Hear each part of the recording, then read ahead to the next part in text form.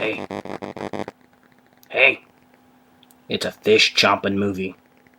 Num num num num num num num num. Hello, people of the interwebs. Ultra Maximus here with another 3D DVD review. This time on the plate, get it on the plate, huh? Piranha 3D. This is the remake of the old Piranha movies, and I picked this particular movie up at Walmart for $20. So very cool, not expensive, and I got to tell you, when I first saw the trailers, I'm like, oh, this is going to be the worst thing I've ever seen in my life. It looks so lame, just kind of blew it off, and I didn't even bother with the movie. And I happened to see it at Walmart, and I'm like, $20, okay, I'll check it out, see what kind of 3D images going on. Why not? It'll be a good Sunday afternoon, sit down and mindless TV watching. This movie is way better than it ever should have possibly have been. It's actually a very fun movie. So shocked, pleasantly shocked, happily surprised. It's rated R, obviously. Quite a bit of nudity, language nudity, some very, very graphic scenes and death scenes in it. Not not a movie for kids. So do not let the kids get the piranhas in the 3Ds. Just kind of look at it. One thing I want to talk about is the case itself. If you can see it, the case is actually clear, which is pretty cool. This is the first one like that I've seen. Now I'm gonna open the case up here, and on the cover you've got, hey, look, it's Richard Dreyfuss. We need a bigger boat. Very cool. And then you can see right through the little cover there. Now on the cover, it says it's Jaws Gone Wild, one of the things, and that's pretty much what it is. Great job, fantastic cast.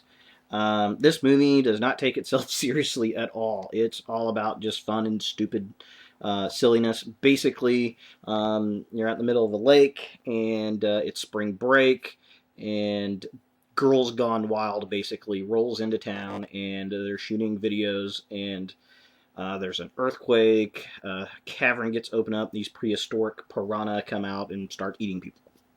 Not much of a plot. But it's actually very smart, very witty.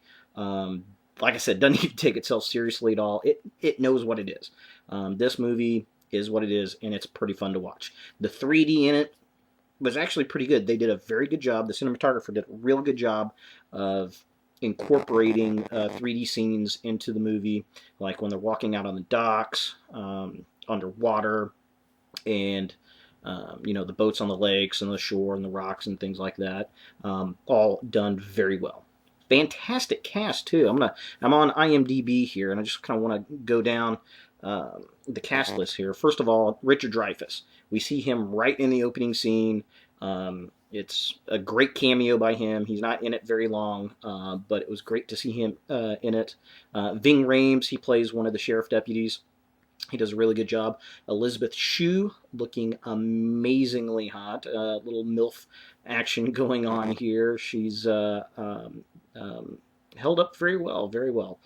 Still a very attractive lady. She's the sheriff of the town and one of the main characters. Christopher Lloyd is in it, which I didn't know. I was kind of surprised to see him pop up in. He plays a scientist that the sheriff has to go and talk to. He's pretty much Doc Brown from Back to the Future. I was expecting him to be all, Marty, Marty! Great cameo with him in it, though. Really cool to see him in the film.